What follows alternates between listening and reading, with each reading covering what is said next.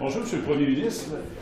Mme Elghawaby, quelle crédibilité elle a pour faire son travail dans la mesure où il y a une controverse épouvantable au Québec sur sa nomination? Le gouvernement Legault réclame sa démission. J'appuie à 100% Mme Elghawaby. Elle a démontré tout au long de ses années de travail une sensibilité, une ouverture et une rigueur dont on a besoin maintenant. Je comprends que faire face à l'islamophobie, ça va exiger des conversations importantes et parfois difficiles, mais on a besoin de quelqu'un qui s'y connaît, qui est ancré à fond, et je sais que c'est la bonne personne. On long-term care standards, the standards are out today. Why not make them mandatory? Do you want the provinces to enshrine them in law? And what are the risks if they don't? Obviously, these are conversations that we have on an ongoing nature with the provinces. We recognize the responsibility and the jurisdiction of provinces in these areas, but I think all Canadians, regardless of the order of government, want seniors to have the best quality of care possible, and that's what we're going to continue to work on. Au sujet sur les centres de détention pour les migrants, M. Trudeau. Le deal Rogers-Shaw, je pense que c'était la date limite techniquement aujourd'hui, mais finalement, il n'y en a pas de date limite. Non, écoutez, moi, j'ai été très clair. D'abord, moi, ce que je défends, c'est l'intérêt public. Ce que j'ai dit de façon très claire, c'est que je vais prendre une décision en temps opportun. Alors, pour l'instant, on continue d'étudier la décision de la Cour d'appel fédérale. Et on va regarder ce qu'on peut faire pour protéger. Vous savez, l'intérêt des Canadiens, c'est d'avoir des prix moins élevés, c'est d'avoir plus de compétition, c'est d'avoir un quatrième joueur aussi important à l'échelle nationale. Donc, on prend le temps de regarder les choses dans l'intérêt des Canadiens. Le deal, c'est encore sur la table. Écoutez, comme je vous dis, je n'ai pas pris de décision, on continue d'examiner la question. La date limite, c'est aujourd'hui. Il n'y a pas de date limite en ce qui me concerne. Oui, je comprends. Moi, je suis le régulateur. Pour les 3 entreprises qui ont, moi, je suis le régulateur. Il n'y a pas de date limite pour le régulateur. Ah, mais ça, c'est eux. Moi, je suis le régulateur. Je n'ai pas de date limite.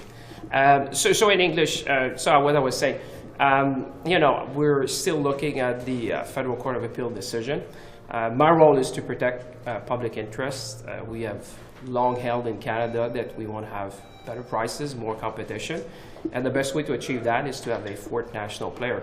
So I'll be rendering a decision in due course and certainly making sure that whatever decision, this is in the best interest of Canadians and that the decision will help to bring down prices here in Canada. Have they answered all your conditions? Have they answered all your conditions that you came out and laid out? You know me. We'll come, we're still looking at that. I've not made a final decision.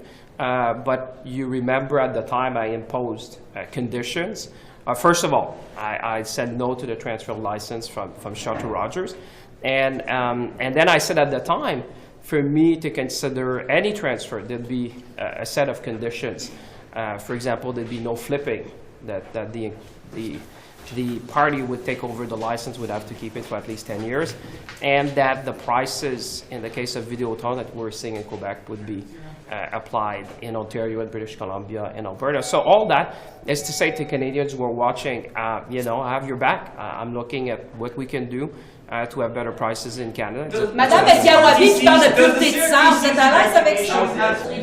Les nouvelles déclarations de Mme Elghawaby sur la pureté du sang, c'est-tu de nature à vous faire reconsidérer votre appui? Bien, comme je l'ai dit la semaine dernière, comme Québécois, j'ai été profondément blessé par ces propos. Je le suis encore d'ailleurs. Mais sa job, c'est son travail, c'est d'ouvrir un dialogue. Moi, je suis prêt à discuter. D'ailleurs, j'ai demandé une rencontre la semaine dernière lorsque ceci est arrivé. Elle a accepté de me rencontrer. Et je pense que je la vois dans les prochains jours. Est-ce que ça... De ce que j'ai compris, elle a donné des clarifications vendredi. S'il y a d'autres choses qu'elle doit clarifier, c'est à elle de le faire. Évidemment, c'est au gouvernement, évidemment, de voir ce qu'elle a dit aussi. Mais comme j'ai dit, le Québec n'est pas islamophobe et on doit tous travailler, évidemment, pour combattre l'islamophobie à travers le Canada. C'est ce qu'on est en train de faire. On vient de l'anniversaire de 6 ans de l'attaque à Québec. Et donc, c'est un enjeu très important, mais c'est à elle, vraiment, de clarifier ce qu'elle a dit. Mais avec le recul, vous êtes à l'aise avec cette nomination-là, avec le recul, là? Je ne suis pas à l'aise avec les commentaires originaux. Je ne partage pas cette opinion. Mais comme j'ai dit, c'est à elle de clarifier. Monsieur Lametti, au procureur à Montréal qui a fait une sortie publique hier disant que votre gouvernement et vous avez des explications à donner en raison de la loi C5 qui fait en sorte qu'il y a des abuseurs sexuels qui ont des peines dans la communauté au lieu d'être envoyés en prison. Évidemment, mais nous sommes de tout cœur avec les victimes de l'agression sexuelle. C'est quelque chose qu'on doit combattre comme société. Les ordonnances sur sursis sont disponibles uniquement quand la peine aurait été moins de 2 ans et que la sécurité publique n'est pas menacée. C'est un juge de déterminer au moment de la peine et un procureur et un avocat à la défense auront l'occasion de fournir des arguments devant le juge. Je ne peux pas donner des commentaires sur le cas particulier parce que ça peut porter un appel, mais en principe, tout le monde a l'occasion, justement, de présenter leurs arguments devant le juge au moment de la peine, et les ordonnances sur ceci sont uniquement disponibles quand il n'y a pas une menace à la sécurité publique. On the federal court decision about the 4 Syrian men, is there any timeline from when the federal government will make a decision on they'll appeal the decision? Again, we will obviously make a decision in the timelines that are given, but I won't say more than that now. Can you comment on the fact that there's a policy seemingly of separating mothers from their children in regards to a condition for repatriation for non-Canadian women of Canadian children? Again, I'll leave that to the Minister of Foreign Affairs to comment. Last question. Thank you. Ottawa is contravening the UN Convention of the Children's Rights, right? We ratified it in 1991. Again, I'll leave that to the Minister of Foreign Affairs. Do you think that's Thank you. moral? Thank you. Mr. Hussein, what do you make of the new declaration of Ms. Elghawaby about purity of blood, purity of the race? I'm still reviewing those comments, but what I can tell you is that she's clarified her comments with respect to Islamophobia and the importance of fighting Islamophobia and the importance of really recognizing the leadership of Quebecers and Canadians in fighting Islamophobia, and we're building on that foundation. Concerned about the purity of blood, of their blood, of purity of their race. Our position, our government's position is very clear. We recognize the importance of fighting Islamophobia and all forms of hate. I was in Quebec City for the sixth anniversary of the mosque shooting, and I have, if I can finish, and we saw there people coming together. To really support Muslim Canadians to fight Islam. But purity of blood.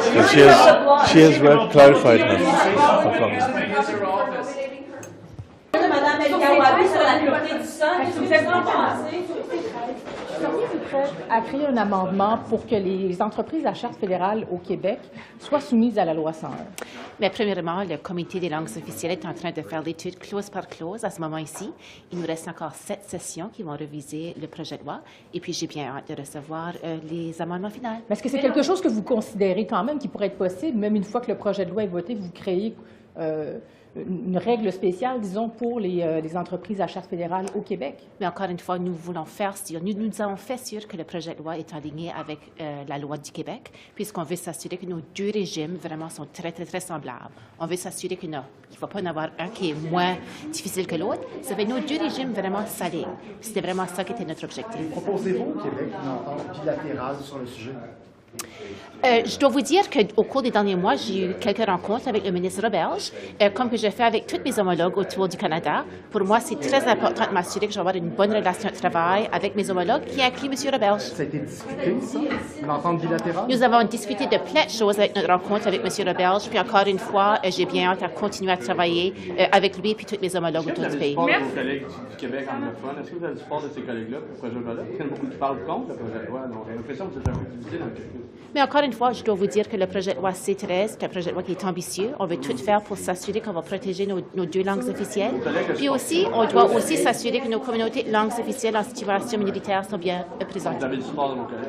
Encore une fois, nous travaillons d'arrache-pied pour s'assurer que le projet de loi C13 va passer dans les plus brefs délais. J'ai bien hâte à voir les résultats finaux. Merci. Minister, good morning. Will you put more resources into safe sports at the local level where 99% of children participate? A lot of leaders are saying it's nothing but lip service right now. Yeah, well, as you can see, most athletes in Canada are actually under provincial and territorial jurisdiction. And most of the cases that we hear about, also the abuse and maltreatment, often happens at those levels. So I have a meeting with my counterparts from the provinces and territories next month during the Canada Games, and of course we'll be discussing this topic. Qu'avez-vous pensé des propos de Mme Elghawaby, des nouveaux propos qui ont fait surface sur la pureté de la race et la préoccupation des Québécois pour cela? Ben, écoutez, je pense que tout le monde est unanime là, pour dire que les propos tenus par le passé manquaient de nuances et que des précisions devaient être apportées. Maintenant, son rôle, c'est vraiment d'unir les communautés, d'unir le pays puis de lutter ensemble contre les... Vous êtes toujours à l'aise avec cette dénomination? Vous êtes toujours à l'aise avec la dénomination? Ms. Jolie, any interest in running NATO? If you have the opportunity to do that. See my reaction. So, no, well, of course, I'll always be there to defend Canadian interests and be a strong voice at NATO. That's what Canada is. Ça vous intéresse pas du tout, ça, à l'automne? Pourquoi votre nom apparaît dans des articles de journaux? C'est pas moi qui a parlé aux journalistes. Can you talk to us a little bit about the call between Zelensky and the Prime Minister? In his tweet, he suggested aviation support is needed. Is that something Canada is looking at? Well, when it comes to supporting Ukraine, you know we've been steadfast in our support. Recently, we announced tanks, and we'll continue to have strong announcements. The Minister of Defense is working definitely on this.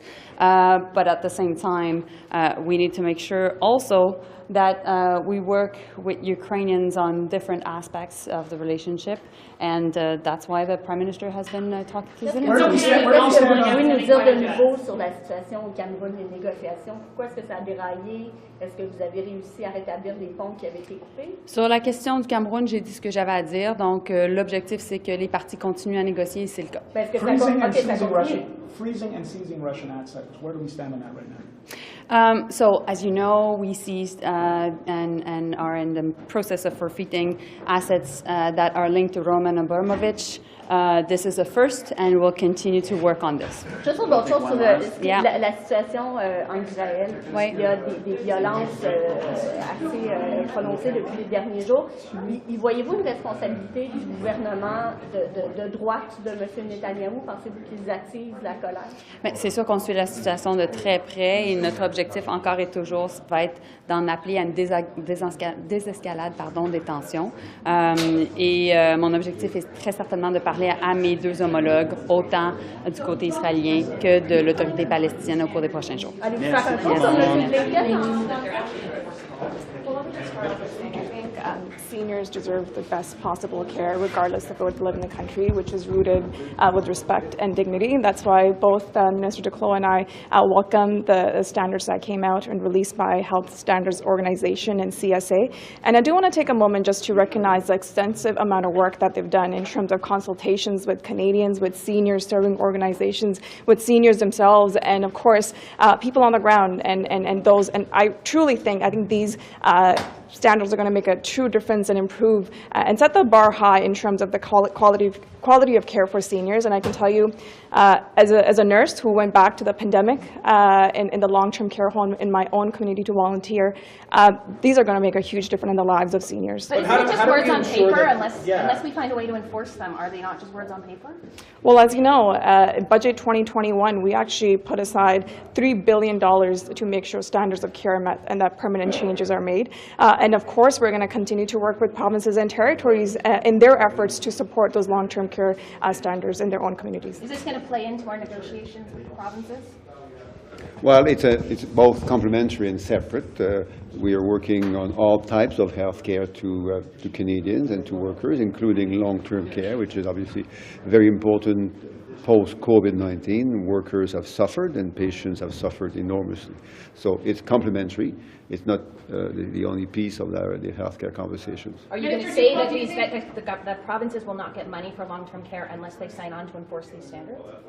Well, as Minister Kerr just said, no, this is good news because it's going to help patients and workers live and work in a safer place.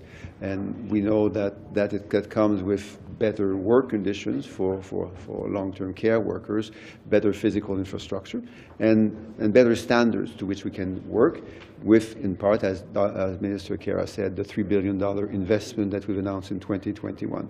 Now, we are looking forward to sign agreements with provinces and territories to see how they can use those dollars to further meet these new standards. Monsieur Duclos, sur un autre sujet, il y a d'autres propos de Mme Elghawaby qui ont fait surface. Elle a dit dans le Toronto Star, elle a laissé entendre que les Québécois auraient des préoccupations par rapport à la pureté de leur sang, la pureté de la race. Là, ça fait quand même plusieurs propos qui font surface. Est-ce que vous êtes encore à l'aise avec cette nomination-là? Bon, évidemment, je ne suis pas au courant de tous les propos de la nouvelle représentante. Ce que je sais, par contre, et ce que tout le monde sait, c'est que son travail est de rassembler les gens, les Canadiens et les Québécois. J'étais à la commémoration dimanche dernier. Je sais qu'au Québec, on est très sensible à l'inclusion. Au Québec, on est parmi les Canadiens les plus sensibles aux enjeux d'équité, d'inclusion, de respect des droits, de donner à tous une chance égale dans la vie. Je pense qu'on peut être fiers, comme Québécois, de ça. On a, comme partout ailleurs au pays, la possibilité de s'améliorer encore davantage. C'est vrai que l'islamophobie, elle est partout au Canada et parfois très sérieuse, y compris en Ontario, où on a vu un attentat il y a quelques années qui était le résultat de l'islamophobie. Donc, elle est là pour faciliter le dialogue, la conversation, de travailler ensemble pour mieux vivre et pour mieux grandir ensemble. Good afternoon. Hello, everyone. How are you? Who would like to step up? What do you think is going on there, and what do you think your government can do to rectify the situation? There's a lot of regular transit riders who are looking at the situation saying it's not safe to take the bus or the subway. Yeah, look, and not only in my capacity as a member of Parliament and as a minister, I'm also a city resident, a long-time city resident. I've ridden public transit for my entire life and continue to take it. I'm concerned, as I said yesterday. I think that the spike in violence is something that we really need to dig into, and that's why I've remained in very close contact with Mary Tory, someone with whom I've got an excellent working relationship. I think there are a number of things that we can do to build on the supports that we have provided to the City of Toronto, including supports for law enforcement, supports when it comes to mental health, supports through the Building Safer Communities Fund, which is a new innovation under my portfolio where we look to address some of the root causes and social determinants that can lead to violent crime, including on public transit. And that was an announcement that I did jointly last spring with Mayor Tory, where the city gets $12 million and can work with grassroots organizations to increase the capacity on the ground to hopefully help to prevent crime before it occurs in the first place. So I think that there is a lot of foundational work that has already been done on which we can build. I will say that that I plan to sit down with the mayor very shortly, and I know that other colleagues are also engaging, but continuing to work with them, continue to work with the province of Ontario as well, who I think has an important role to play in this discussion. It's when you've got all three levels of government working together when we can really start to make the kind of progress that is necessary when it comes to keeping our community safe. Can you point to a single study or instance in Canada that justifies your decision to ask the RCMP to stop using CS gas and extended long-range weapons? Look, let me just talk broadly about the need for reform when it comes to our law enforcement institutions. And as long as you can speak specifically about that. Well, I'm going to come to that. Sure. But when it comes to reforming our law enforcement institutions, this is something that the Prime Minister has explicitly asked me to lead, and in conjunction with the mandate letter that I have sent to the RCMP Commissioner, we have got our work, which is set out in front of us. It touches on a number of areas. It touches on diversifying the workforce. It touches on making sure that we modernize our use of force, which I think is directly implicated by your question. And at each and every stage, we are closely consulting and collaborating with law enforcement and experts in the area to take an evidence-based approach so that we can keep our community safe, while at the same time making sure that police have the tools they need when it comes to de-escalating, so not having to resort to certain firearms or using force at all, but also keeping those options open when absolutely necessary. And that is precisely the work that I have been collaborating with the Commissioner on. We have open lines of communication about that, and there's still work to be done. The RCMP and use of force experts say what you're asking them to get rid of are standard in modern-day policing arsenals. So I'm just wondering, has the RCMP pushed back against you, wanting them to stop using, say, for example, extended long-range weapons? Well, look, let me take another example, which I know that has come up recently in reports, and that is with regards to the use of neck restraints. Sure. I don't think there's any confusion on that point. It's well, the other two that you're asking them to stop using, but there seems to be a significant level of confusion. To be fair, there have been some questions raised about that particular technique, and again, we have consulted with a number of different voices in this space, and other police services have, in fact, prohibited the use of neck restraints on the basis that... But they keep using those other two, and like every police force that I've talked to seems to still use extended long-range weapons and CS gas in their arsenal, and those are the two things that you've, in addition to this hold, that you're asking the RCMP to stop using. Well, look, at the end of the day, we're going to keep lines of communication open with the RCMP. It's important that we reform our use of force practices and techniques so that we can de-escalate, but also make sure that they've got the tools that they need to keep our community safe. At the end of the day, what I hope and what I have said directly to the Commissioner is that the RCMP should set the gold standard when it comes to use of force so that we can keep the confidence of Canadians when it comes to our law enforcement institutions. Last question, can you tell the RCMP to stop using that neck restraint? I mean, do you have within your authority? It is. In fact, in the mandate letter, it's been stated very clearly. And, I understand that questions have been raised about this, but, we've looked at a number of different other police services who have said that neck restraints are not an appropriate tool to be used in any circumstance. And as a result, they're still able to do the job and use other techniques to de-escalate and, where necessary, to use the force that is proportionate and necessary in the circumstances. But I think that the much broader point is that Canadians expect us to do these reforms in conjunction with law enforcement. And I will say that when I've spoken with the heads of the agencies that report to this portfolio, that there is an ongoing commitment to work with the government to keep the confidence of Canadians so that we can have diverse forces that are able to use the tools that they need and keep communities safe and do it in the most professional way. Happy to continue. You can tell them to stop doing it. Why are they still doing it? The numbers are growing, and a lot of people are waiting, and in some cases they're so frustrated they're going to small claims court. Is this process working? Can it be sped up in any way? I mean, I'll repeat what I've said in the past. I am frustrated by the backlog. We are working with the Canadian Transportation Agency to understand how we can streamline the process. So we're working on clarification, simplification, and resources. That work is ongoing. So what do you say to the thousands of people who are waiting in the queue to try to get a response, and some of them are considering going to small claims court against the CTA? I'll say, first, I feel their frustration, and second, we are taking action, and we're going to do what we can to fix the system. It seems like a lot of it is just resources, though. How hard it is just to staff up the office? It's a lot more than resources. It's a lot more resources. We in the last budget, we gave the CTA an additional $11 million. And we're looking at additional resources, but it's not just resources. It's the simplification of the process, the streamlining of the process. So all of that is being looked at as we speak. Thank you.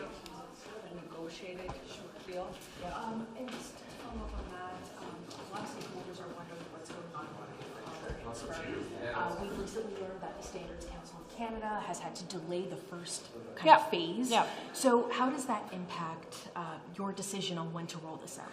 No, I think that the national standards work is ongoing, and it really came out of the bilateral agreements in 2017, where the provinces and territories chose 6 things to work on: the integrated youth services, more mental health support in primary care, digital virtual health, and substance use, both the strategies and the human resources, as well as the help they wanted on dealing with complex cases. So those 6 things, provinces and territories and stakeholders are working on some national standards. What should people be able to expect? And there's probably some other things too that we think would be good to work on across the country, like things like withdrawal, medically supervised detox and withdrawal. That they're,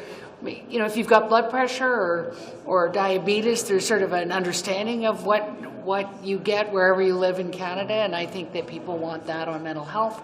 But the work that we're doing on moving forward in the kinds of supports we're giving in substance use and addictions and mental health is ongoing. It's being evaluated as we go, project by project, and so that doesn't we don't need the national standard on substance use in order to be able to fund substance use and addictions programs, right? And that's the way. One last question. I think organizations will be happy to hear that because they're worried that the Standards Council delay will impact the mental health transfer. They want to know where the transfer is.